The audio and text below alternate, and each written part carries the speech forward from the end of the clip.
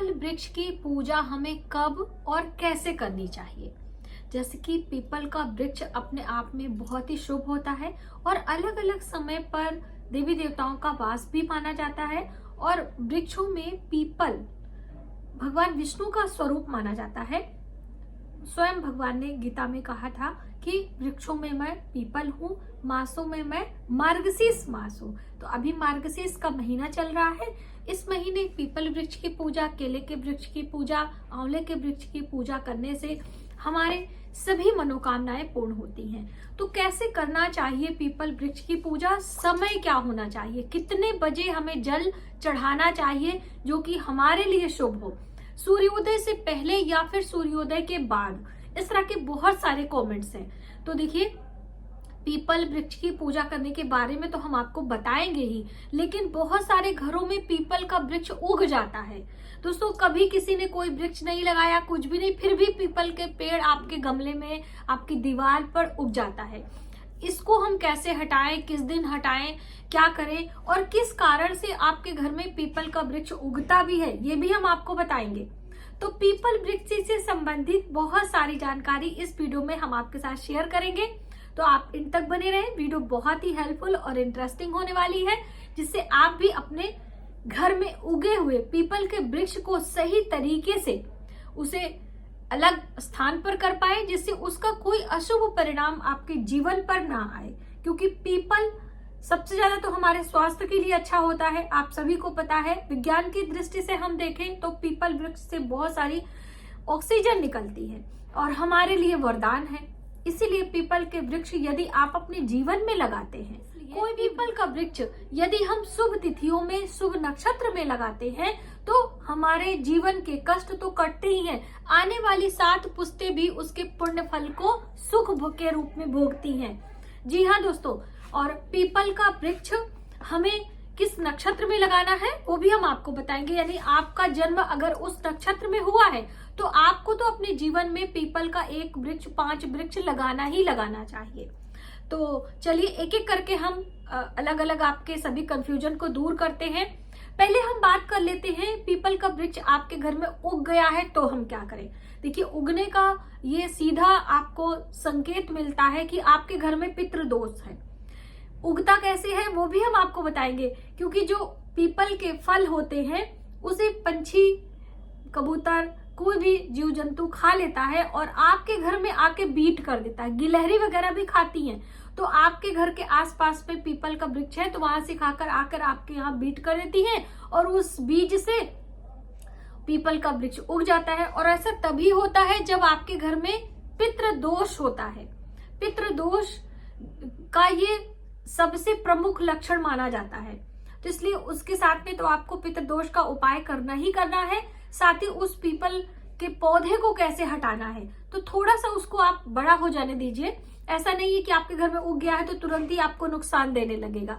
जब तक वो इतना बड़ा ना हो जाए तो तब तक उसका कोई अशुभ परिणाम नहीं होता। इसलिए आप डरे नहीं पीपल वृक्ष से और उसको थोड़ा सा बड़ा होने दीजिए, जिससे आप कहीं उसको ट्रांसफर करते हैं, अलग स्थान पर लगाते हैं तो वो अपने से अपना ध्यान रख सके, है ना। तो जब पीपल का वृक्ष थोड़ा सा बड़ा हो जाए तब उसे अलग पब्लिक प्लेस पे आपको उसे लगा देना है। इससे आपको कोई उसका दुष्परिणाम नहीं मिलेगा, उल्टा आपको उसकी शुभता ही मिलेगी। बहुत सारे लोग डर जाते हैं कि हमारे घर में पीपल का वृक्ष उग गया है, अब हमें क्या करना चाहिए। तो शनिवार के दिन पीपल को हटाने से पहले, यानी कि आप उसको ट्रांसफर करेंगे, फिर भी वहां पर नींबू और मिर्ची रख देना है शनिवार को। और रविवार के दिन आपको पीपल का वृक्ष उसको गमले से निकालकर किसी पब्लिक प्लेस में, किसी नदी के किनारे, किसी पार्क में, किसी रोड के किनारे आप उसे लगा दीजिए। हो सके तो उसके एवरेज में 4 पौधे और भी खरीद लीजिए। खरीद कर नर्सरी से आप ले आए और उसको भी साथ में लगाए, क्योंकि कभी भी पीपल का वृक्ष एक स्थान से दूसरे स्थान पे लगाने पर यदि आपके घर में पितृदोष है तो लगता भी नहीं है। तो इस बात का भी ध्यान रखें, ठीक है। पहले से आप स्थान वगैरह देख लीजिए और हो सके तो हफ्ते 10 दिन आप उनकी सेवा कर दीजिए, जिससे वो अपने आप को जीवित महसूस करे और फलने फूलने के लिए वो अपने आप को तैयार कर सके। ये तो पहला कंडीशन है कि यदि आपके घर में पितृदोष है और उग गया है तो उसे हम कैसे हटाएं, और बिल्कुल आपको डरने की जरूरत नहीं है, ठीक है।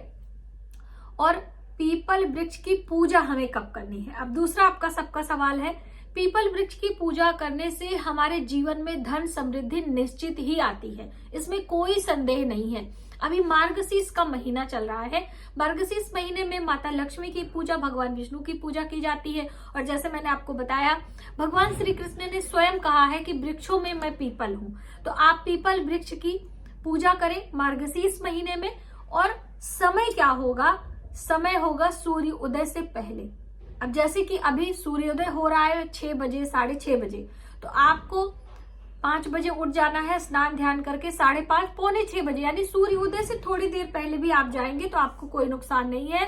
पीपल की जड़ों में कच्चा दूध और उसमें थोड़ा सा मिश्री या शक्कर मिला लें और जल से भर लें, बहुत ज्यादा दूध नहीं, थोड़ा सा, और हो सके तो काला तिल डाल के पीपल की जड़ों में थोड़ा बड़ा लोटा आप लीजिएगा, जल डालें और परिक्रमा की। तो पीले रंग का धागा, जो कच्चा सूत होता है, जो कि आपने देखा होगा कि अमावस्या तिथि पर हम पीपल की परिक्रमा जब हम करते हैं तो उसमें हम वो करते हैं, सोमवती अमावस्या पर या जब भी, तो वो धागा आपको लेना है और उनके तने में हमें लपेटना है 8 बारी। ठीक है, तो आप 8 बारी पीपल के वृक्ष से परिक्रमा करें उस धागे से पीपल वृक्ष की, और जड़ों में मीठा दूध से सींचे। ये कार्य आप मार्गशीर्ष महीने में गुरुवार के दिन से प्रारंभ करें और समय सूर्योदय से पहले 43 दिन आप लगातार करके देखें, आपके जीवन में निश्चित ही बदलाव होगा। लेकिन दोस्तों, इसके साथ में आपको अपने आचार विचार पर भी ध्यान देना है। ऐसा नहीं कि आप पीपल वृक्ष की जड़ों में जल दे रहे हैं, भगवान विष्णु की पूजा कर रहे हैं, माता लक्ष्मी की प्रार्थना कर रहे हैं और साथ में आप व्यभिचार कर रहे हैं, आपके घर में मांस मदिरा हो रहा है, आप चोरी चुगली कर रहे हैं, किसी का धन हड़प रहे हैं, अपने भाई से लड़ाई कर रहे हैं, उसके हिस्से को ले रहे हैं, आप अपनी बहनों को कष्ट दे रहे हैं। कहने का अर्थ है कि आप नैतिकता के साथ से जुड़े रहेंगे और पूजा पाठ करेंगे तो ही आपको उसका पुण्य फल मिलने वाला है। तो आपको इस बात का भी ध्यान रखना है और निश्चित ही आपके जीवन में समृद्धि ला सकता है ये एक सिर्फ पीपल के वृक्ष का उपाय।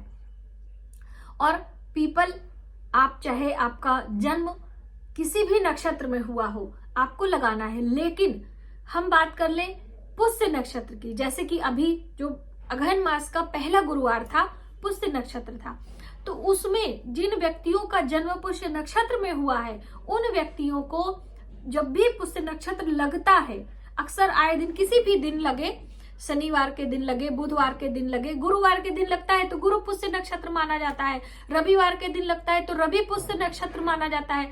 तो इसी वजह से आप जिस भी दिन लगता है, यानी पुष्य नक्षत्र में यदि आप पीपल का वृक्ष लगाते हैं तो आपका जन्म हुआ है उस नक्षत्र में और उससे संबंधित वृक्ष है पीपल, आप लगाते हैं तो आपके जीवन के बहुत सारे कष्ट दूर होते हैं। तो आप ये भी कर सकते हैं। और दोस्तों, पीपल वृक्ष के नीचे बहुत सारे देवी देवताओं का वास होता है और हमारे पितरों का भी वास होता है। इसीलिए कहा जाता है कि पितृ दोष से निजात पाने के लिए संध्या के समय, गोधूली बेला में, जैसे कि पीपल वृक्ष की जड़ों में जल सींचने की बात सूर्योदय से पहले, इसी तरह से पीपल वृक्ष के नीचे हम पितरों के निमित्त जब हम दीपक देते हैं तो हमें सूर्यास्त के बाद करना है। दीपदान हमेशा सूर्यास्त के बाद ही शुभ होता है।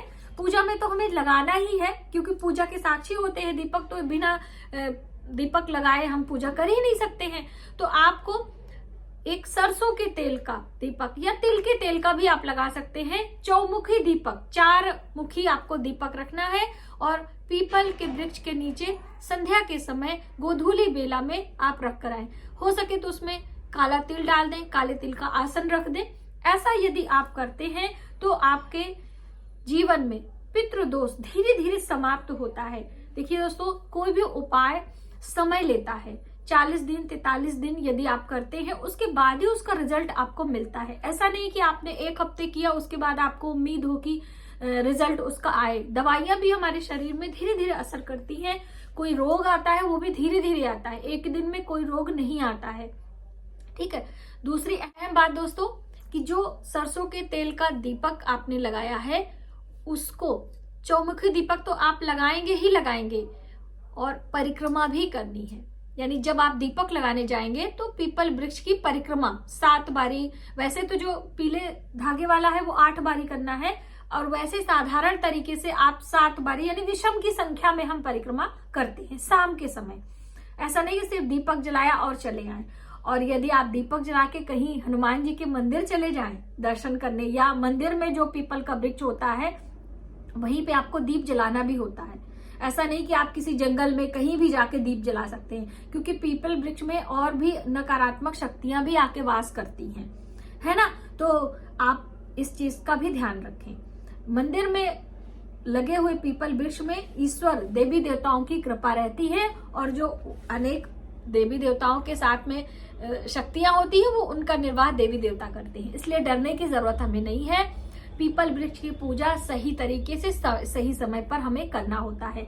और अमावस्या तिथि में, जैसे कि मैंने आपको बताया कि पीपल वृक्ष के नीचे दीप लगाने का, तो हर दिन आप नहीं लगा सकते हैं, तो सिर्फ हफ्ते में एक दिन शनिवार और महीने में एक दिन अमावस्या आती है, तो आप इन तिथियों पर भी लगा सकते हैं। वार की हम बात करें तो शनिवार, और तिथियों की हम बात करें तो अमावस्या, क्योंकि पितृदोष के लिए दोनों दिन और जो तिथियां हैं वो बहुत ही शुभ मानी जाती हैं। तो आप उपाय के लिए तो आप इन तिथियों में भी लगा सकते हैं।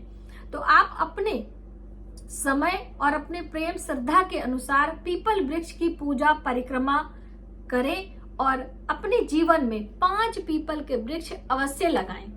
तो आज की वीडियो में बस इतना ही। यदि हमारी जानकारी आपको थोड़ी सी भी हेल्पफुल लगे तो प्लीज वीडियो को ज्यादा से ज्यादा लोगों में शेयर करें, आने वाले वीडियो के लिए सब्सक्राइब करें।